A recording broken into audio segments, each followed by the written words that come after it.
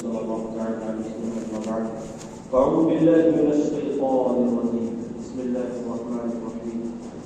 يا أيها الذين آمنوا لا تلهكم أموالكم ولا أولادكم عن ذكر الله. صدق الله العظيم.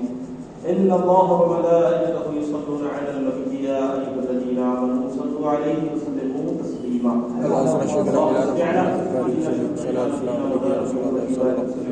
صلاة وسلام عليك يا رسول الله صلى الله عليه وسلم. حضرات وضو کر چکے ہیں, پیچھے ہیں وہ اندر تشریف ہے. گزشتہ جمعہ میں ہم نے جو موضوع سخن بنایا تھا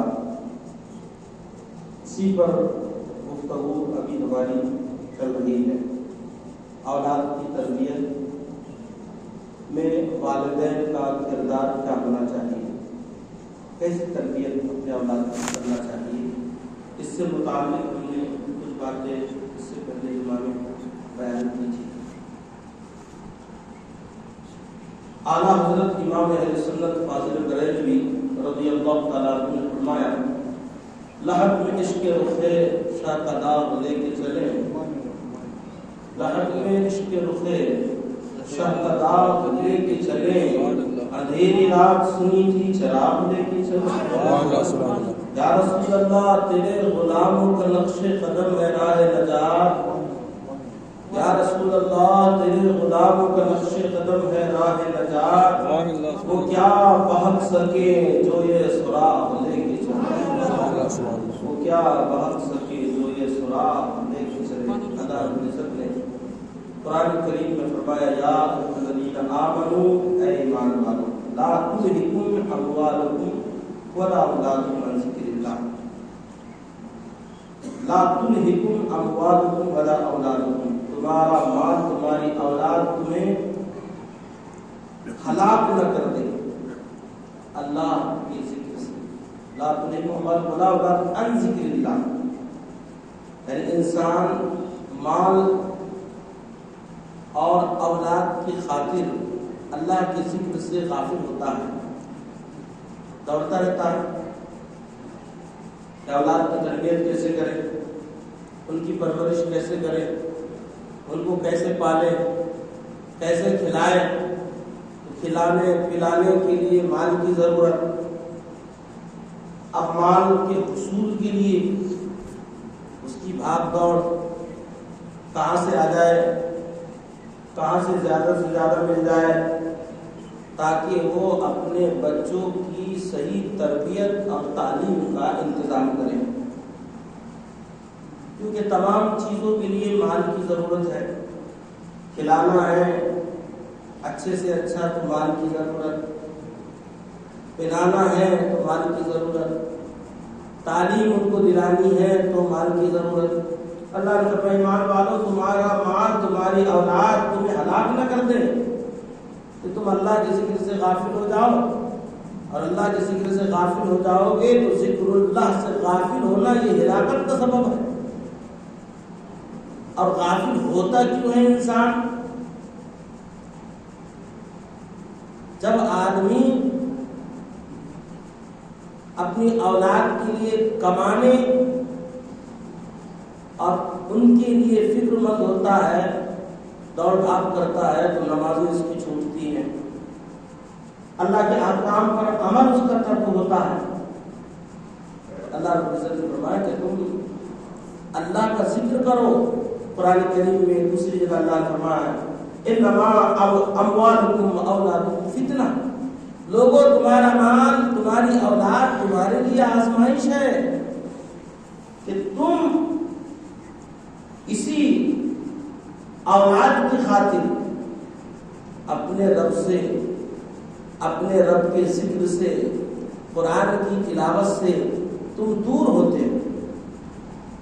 بال بچوں کی تربیت کیسے کریں, ہم نے اس تعلق سے بیان کیا تھا کہ آقا کونین سلطان دارین حضور رحمت عالم نے کیسی تربیت کی. صدقے کی کھجوریں تھی, امام حسین نے ایک کھجور منہ میں ڈالنے کی کوشش کی, سرکار نے فرمایا کح یا حسن, کح یا حسن. سرکار نے تھوکنے لگایا، بتا دیا لوگوں صدقے کی کھجور چونکہ یہ غربا کا مال ہے، اور آپ نے اپنے نواسے کو بتا دیا میرے نواسے یہ حق کسی اور کا ہے اور دوسرے کا حق ہمارے لیے لینا جائز نہیں ہے۔ آج بچے کہاں سے لا رہے ہیں؟ بڑا بڑا موبائل ہے، گاڑی ہے، رات دن ادھر سے ادھر گھما رہے، تو پیٹرول کہاں سے آ رہا ہے، جیب خرچ کہاں سے نکل رہا ہے؟ یہ پوچھنے کے لیے کم ہی والدین ہوں گے جو اپنے اولاد پر خیال رکھ کے پوچھتے ہوں گے بیٹا یہ کہاں سے لائے تم نے، یہ کہاں سے لائے تم نے، یہ کہاں سے لائے تم نے۔ یہ والدین کی ذمہ داری ہے کہ وہ اپنے اولاد کی نگرانی کریں کہ کہاں سے آیا، اور وہ خود اپنی اولاد کو رزق حلال کھلائے۔ نبی کونین سلطان دارین حضور رحمت عالم نے فرمایا وہ جسم جنت میں نہیں جا سکتا جس جسم کی پرورش رزق حلال سے نہ کی گئی ہو۔ اپنے اولاد کو بھی رزق حلال کی تلقین کریں، خود بھی رزق حلال سے ان کی پرورش کریں۔ ایک صحابی رسول ہیں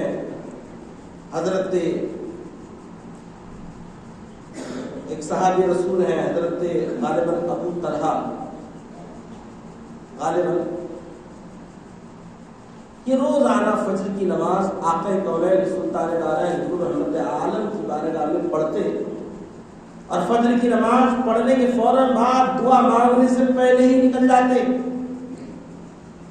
صحابہ نے ایک دن دیکھا، 2 دن دیکھا، 3 دن دیکھا، ان کا یہ عمل صحابہ کو اچھا نہیں لگا کہ نماز پڑھ رہے دعا میں شریک نہیں ہو رہے۔ دعا کے تعلق سے تو نبی علیہ السلام نے فرمایا الدعاء مخ العبادت، کہ دعا یہ عبادتوں کا مغز ہے۔ نماز تو پڑھ رہے ہیں لیکن دعا سے پہلے چلے جا رہے۔ تو اس کی شکایت آقا کونین سلطان دارین حضور رحمت عالم سے کی، یا رسول اللہ فلاں صحابی ہیں فجر کی نماز وہ جماعت سے پڑھتے ہیں لیکن نماز پڑھنے کے فوراً بعد وہ نکل کر اپنے گھر چلے جاتے ہیں۔ سرکار نے جب سنا ان کو بلایا، بلانے کے بعد میں آپ نے فرمایا میرے صحابی ہم نے سنا ہے کہ تم فجر کی نماز جماعت سے ادا کرنے کے فوراً بعد تم نکل کر چلے جاتے ہو، دعا میں شریک نہیں ہوتے، وجہ کیا ہے، سبب کیا ہے؟ آقا کونین سبب پوچھ کر بتا دے رہے ہیں۔ لوگوں ایسا کسی کے ساتھ کوئی معاملہ پیش آ جائے بدگمانی میں گرفتار نہ ہونا بلکہ اسی سے خود پوچھ لینا کہ بھئی معاملہ کیا ہے، آپ ایسے کیوں کر رہے ہیں، پوچھ لینا چاہیے۔ یہ نہیں کہ چیبے گویا کرے دکھ ہی نہیں رہے ہاں گئے تھے، اس میں پیٹ کے پیچھے اگر آپ بول رہے ہیں تو غیبت بھی ہو رہی ہے، کوئی نہ کوئی کام ضرور ہوگا۔ آدمی کسی نہ کسی کام سے کہیں جاتا ہے، ایک دن گیا، 2 دن گیا، تیسرے دن گیا تو ادھر ادھر نہ کرتے ہوئے خود اسی سے پوچھ لے صاحب معاملہ سے۔ تو نبی علیہ السلام تسلیم نے تعلیم دی، یہ بھی سرکار کی تربیت ہے کہ سرکار علیہ السلام تسلیم نے ان کو بلا کر پوچھا معاملہ کیا ہے، تو فجر کی نماز پڑھ رہے ہو جلدی چلے جا رہے ہو، آخر بات کیا ہے؟ انہوں نے عرض کیا یا رسول اللہ اب ذرا کان کھول کر سنیے آگے کا جملہ، اللہ اکبر کبیرہ۔ ان کا یہ واقعہ، یہ حدیث قیامت تک کے امت مسلمہ کے لیے درس عبرت ہے، ماں باپ کے لیے درس عبرت ہے۔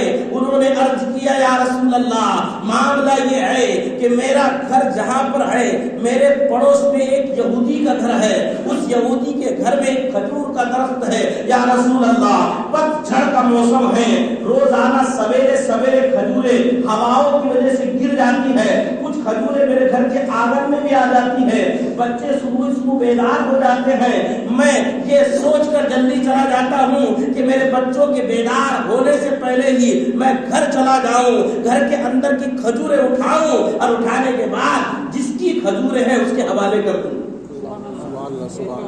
تاکہ بغیر اجازت کے میرے بچے وہ کھجور نہ کھا لے۔ آج تو کہاں سے آ رہا ہے، کس کا کھا رہے، کہاں کھا رہے، کوئی خبر نہیں، کہیں بھی دعوت میں چلے جا رہے یا کیسے کھا رہے یہ بھی پتہ نہیں۔ وہ چیز حلال ہے یا حرام ہے یہ بھی پتہ نہیں، کہاں سے آ رہا ہے یہ بھی پتہ نہیں. تو یہ والد ہے. بچوں کی تربیت دیکھیے کہ بغیر اجازت کے نہ کھا لے، کہ بغیر اجازت کے کسی کا مال کھانا یہ درست نہیں ہے. یہ واقعہ بہت ساری چیزوں کے لیے ہمارے لیے درس عبرت ہے کہ کسی کی کوئی پڑی ہوئی چیز ہو تو نہ اٹھائیں، کسی کا موبائل پڑا ہوا ہو تو اٹھا کے جیب میں نہ رکھے، کسی کے پیسے پڑے ہوئے ہوں تو اٹھا کر جیب میں نہ رکھے، بلکہ اعلان کر دے بھائی یہ فلانا کس کا ہے، یہ کس کا ہے، یہ کس کا ہے. یہ تربیت اولاد کو دینا ضروری ہے. بیٹا لاکھوں کی چیز ہو اگر وہ کسی اور کی امانت ہو تو کسی اور کی امانت پر ایسی بری نیت رکھنا کہ کوئی دیکھ نہیں رہا ہے، کسی اور کی چیز ہے، لاؤ اس پر قبضہ کر لوں، لاؤ اس کا لے لوں. ایسے بہت سارے معاملات ہوتے ہیں، بہت سارے واقعات ہوتے ہیں کہ کوئی مالک نظر نہیں آیا گاڑی اٹھا کر لے کر چلے گئے، کوئی ایسا ویسا نظر نہیں آیا تو پیٹرول چرا لیے. بہت سارے ایسے واقعات رات کی تاریکیوں میں نوجوان کرتے ہیں کہ جن کے پاس جیب خرچ نہیں ہوتا، رات کی تاریکیوں میں لوگوں کی گاڑیاں کھڑی رہتی ہے اور وہ اپنے انداز میں پیٹرول نکالے گاڑی میں ڈال دیے اور پھر دن بھر گھوم رہے ہیں. ایسے معاملات بھی ہوتے ہیں. بغیر اجازت کے کسی کا سامان لینا یہ درست نہیں ہے، یہ درست نہیں ہے، جائز نہیں ہے کہ کسی کا مال آپ چرا لیں، یہ چوری کرنا یہ درست نہیں ہے. اور اس کو معمولی چیز کچھ لوگ سمجھتے ہیں، نظر انداز بھی کرتے ہیں اور اس کے بعد میں مذاقوں میں بھی نوجوان اس کو یہ کر لیتے ہیں، خرابے کا لے لیا، معمولی چیز نہ سمجھے یہ بھی ایک چوری ہے کہ تھوڑی تھوڑی چیزوں کی چوری کرنے سے بڑی بڑی چیزوں پر ہاتھ صاف کرنے کا جو ہے راستہ مل جاتا ہے. آج اس کا مال چرایا ہے یا بغیر اجازت کے لیا ہے تو دوسرا بھی لے سکتا ہے، پھر تیسرا بھی لے سکتا ہے. صحابی رسول ہے اللہ اکبر کبیرہ، درس دے دیا ہے اپنی زندگی سے مسلمانوں کو، قیامت تک کے درس عبرت بن گئی ہے یہ حدیث کہ بغیر اجازت کے کسی کا مال کھانا یہ درست نہیں ہے، بغیر اجازت کے کسی کی چیز استعمال کرنا یہ درست نہیں ہے، بغیر اجازت کے کسی کی چیز لے لینا یہ درست نہیں ہے، بغیر اجازت کے کسی کے مال پر قبضہ کر لینا یہ درست نہیں ہے. نبی علیہ الصلوۃ والتسلیم نے پوچھا میرے صحابی روزانہ تم چلے جاتے ہو وجہ کیا ہے، سبب کیا ہے؟ عرض کیا یا رسول اللہ معاملہ یہ ہے میرے چھوٹے چھوٹے بچے ہیں، پتجھڑ کا زمانہ ہے، بغل میں پڑوس میں کھجور کا درخت ہے، کھجوریں روزانہ صبح کے وقت میں ہواؤں کے ذریعے گر جاتی ہے، مجھے اندیشہ ہے کہیں ایسا نہ ہو میرے بچے اڑ جائیں بیدار ہو جائیں تو بغیر اجازت کے پڑوس کے کھجور والے کی کھجوریں کھا لے بغیر اجازت کے. میں نہیں چاہتا کہ میرے بچے کسی کا مال بغیر اجازت کے کھا لیں. یا رسول اللہ جلدی چلا جاتا ہوں، اپنے آنگن سے کھجوریں لپیٹ لیتا ہوں اور اٹھا لیتا ہوں اور وہ جو مالک مکان ہیں ان کو دے دیتا ہوں. یا رسول اللہ اللہ اکبر کبیرہ. صحابی کا یہ واقعہ یہ حدیث ہمارے لیے نمونہ عمل ہے کہ کسی کا کوئی سامان آپ کو مل رہا ہے تو آپ اس کے مالک تک پہنچا دیں اور بچوں کی بھی اچھی تربیت کریں. آقا کونین سلطان دارین حضور رحمت عالم نے فرمایا ادبوا اولادکم، اے لوگوں اپنی اولاد کی اچھی تربیت کرو. تربیت کیا ہے کہ بچہ جب بڑا ہونے لگے تو اس کی تربیت کرے، چلنے کا صحیح ڈھنگ اس کو سکھائے، بولنے کا صحیح طریقہ اس کو سکھائے، بڑوں سے گفتگو کرنے کا انداز اس کو سکھائے، سونے کا طریقہ اس کو سکھائے، چلنے کا طریقہ اس کو سکھائے، اسلامی آداب اس کو سکھائے، دو لوگوں کے درمیان رہنے کا سلیقہ اس کو سکھائے، سلام کرنے کا طریقہ اس کو سکھائے، بڑوں سے ملنے کا سلیقہ اس کو سکھائے. اور بچے جب جیسے جیسے بڑے ہونے لگے ان کی اچھی تربیت کرے. نبی نے فرمایا ادبوا اولادکم، اپنی اولاد کی اچھی تربیت کرو، ان کو اچھے ڈھنگ سکھاؤ، ان کو اچھے طریقے سکھاؤ، بڑوں کا ادب سکھاؤ، چھوٹوں پر تم ہو تو شفقت کرنا سیکھو.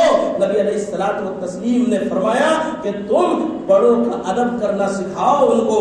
بڑوں کے ادب کرنے کا تو اتنا فائدہ ہے کہ بڑا آئے تو چھوٹے کا کام ہے اس کی تعظیم کے لیے تھوڑا بھی تو سرک جائے، تھوڑا بھی تو اڑ جائے.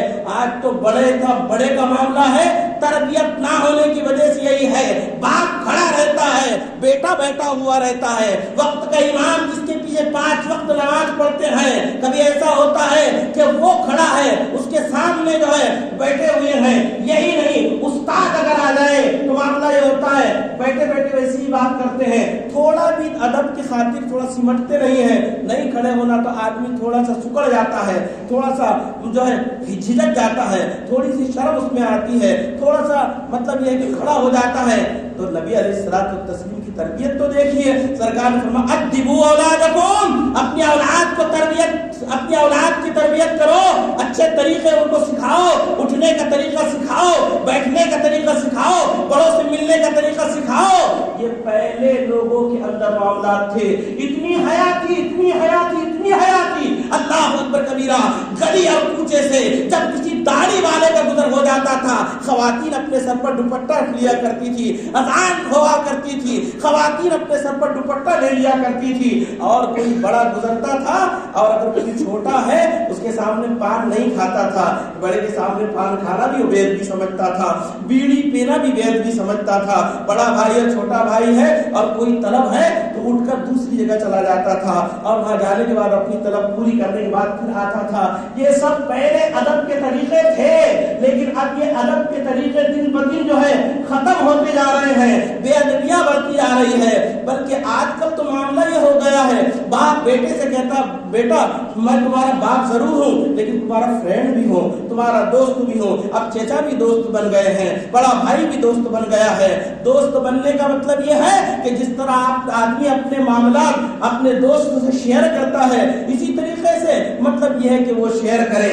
ہوتا یہ ہے کہ اس طرح کے معاملات میں بڑے اور چھوٹے کے درمیان خط امتیاز یہ ختم ہوتا ہے، ادب یہ ختم ہو جاتا ہے، بڑے کی باتیں چھوٹا اپنے ذہن میں محفوظ رکھ لیتا ہے، بڑے کے واقعات چھوٹے کے ذہن میں محفوظ ہو جاتے ہیں، اس سے ادب ختم ہو جاتا ہے، اس سے تعظیم ختم ہو جاتی ہے، اس سے توقیر ختم ہو جاتی ہے۔ بڑوں کی ذمہ داری بھی ہے کہ وہ چھوٹوں کے ساتھ ویسے ہی رہیں کہ وہ چھوٹے ہیں، چھوٹوں کی ذمہ داری یہ ہے کہ بڑوں کے ساتھ ایسے رہیں کہ وہ بڑے ہیں، ان کے ساتھ تعظیم و توقیر کا معاملہ کریں، ان کی تعظیم و توقیر کریں۔ ایک صحابی رسول آقا کونین سلطان دارین حضور رحمت عالم کی بارگاہ میں حاضر ہوئے، عرض کیا یا رسول اللہ میرے گھر میں برکت نہیں ہو رہی ہے، کئی دن ہو گئے یا رسول اللہ، رزق میں تنگی ہے یا رسول اللہ، رزق میں برکت نہیں ہو رہی ہے۔ آقا کونین کا جملہ سنیے، حدیث مبارکہ ہے، سرکار کا جملہ سنیے، سرکار سے انہوں نے عرض کیا یا رسول اللہ گھر میں برکت نہیں ہو رہی ہے، گھر میں تنگی ہے، گھر میں بے برکتی ہے، مال ادھر سے آ رہا ادھر جا رہا ہے یا رسول اللہ۔ نمازوں کے پابند تو صحابہ تھے ہی، وہ تو صف اول کے مقتدی تھے، شریعت کے احکام کے پابند تھے۔ نبی علیہ السلام کی بارگاہ میں عرض کیا یا رسول اللہ گھر میں برکت نہیں ہو رہی ہے، تو سرکار نے ان سے کیا پوچھا معلوم ہے؟ سرکار نے فرمایا ایسا محسوس ہوتا ہے کہ تم بڑے کے آگے آگے چلے ہوئے ہوں گے، بڑے کے آگے آگے چلے ہوں گے، بڑے کے آگے آگے چلنے کی وجہ سے برکت ختم ہو گئی ہے۔ گویا سرکار نے ادب سکھایا کہ اگر کوئی بڑا ہو ساتھ میں چل رہے ہو، راستہ معلوم نہ ہو تو راستے بتانے کی نیت سے آپ بڑے ہی رہ سکتے، لیکن اگر آپ کے آگے بڑا ہے تو آپ اس کے پیچھے تھوڑا تھوڑا چلیے۔ یہ ادب سرکار نے بڑے کا بتایا، یہ تو وہ بڑے تھے تو خونی رشتے کے اعتبار سے نہیں بلکہ ایمانی رشتے کے اعتبار سے اگر بڑے ہیں تو بھی ان کا ادب سرکار نے سکھایا۔ فرمایا وہ اگر چلے ان کے آگے نہ چلو، ان کے پیچھے چلو، بڑے کے پیچھے چلنے چلنے میں ہی جو ہے اللہ رب العزت نے برکتیں رکھی ہے۔ نبی علیہ الصلوۃ والتسلیم نے بتا دیا لوگوں بڑے کے آگے آگے چلنا یہ بھی ایک طریقے سے روزی میں بے برکتی کا سبب ہے۔ سرکار نے بتا کر بڑوں کے ادب کی طرف اشارہ کیا، لوگوں بڑوں کا ادب کیا کرو، بڑوں کی تعظیم کیا کرو۔ نوجوانوں کو بتا دیا نوجوانوں تم نوجوان ہو، اپنے گھر کے بڑوں کا ادب کرو، اپنے والدین کا ادب کرو، اپنے محلے کے بڑے لوگوں کا ادب کرو، ان کی تعظیم کرو، ان کی توقیر کرو۔ فائدہ یہ ہوگا کہ اللہ رب العزت بڑوں کا ادب کرنے کی وجہ سے تمہارے کاروبار میں برکت عطا فرمائے گا، روزی میں برکتیں ہوگی، زندگی میں برکتیں ہوگی، خوشحالی اللہ عطا فرمائے گا۔ ہے تو یہ چھوٹی سی بات ہمارے اعتبار سے، لیکن نبی نے کتنا بڑا فائدہ اس کا بتایا۔ اتنا بڑا فائدہ بتایا. تو اسی طریقے سے بہت سے معاملات ہمارے اختیار میں ہوتے ہیں. کوئی بڑا ہے کھڑا ہے ہم اٹھے نہ اٹھے, بڑا ہے آگے چل رہا ہے ہم اس کے آگے چلے یا پیچھے چلے. سرکار نے بتا دیا لوگوں بڑوں کے پیچھے چلو آگے نہ چلو, اس لیے کہ بڑوں کے پیچھے چلنے میں ہی تمہارے لیے رہنمائی ہے. آگے مت بڑھو بڑوں سے, وہ بڑے ہیں. یہ ہے ہمارا اسلام اور یہ ہے ہمارے اسلام کی تعلیمات. ابھی تو بہت مختصر گفتگو ہوئی, اسی موضوع پر گفتگو کرنا ہے. ہم تو منتظر ہے کہ آپ جلدی آ جائیں گے 1:15 بجے سے 1 بجے یا 1:05 تک کے غالباً گفتگو ہوتی ہے. 1-2 منٹ ادھر ادھر ہو جاتے, کھڑے ہوئے سنت ادا کریں, کھڑے ہو جائیں.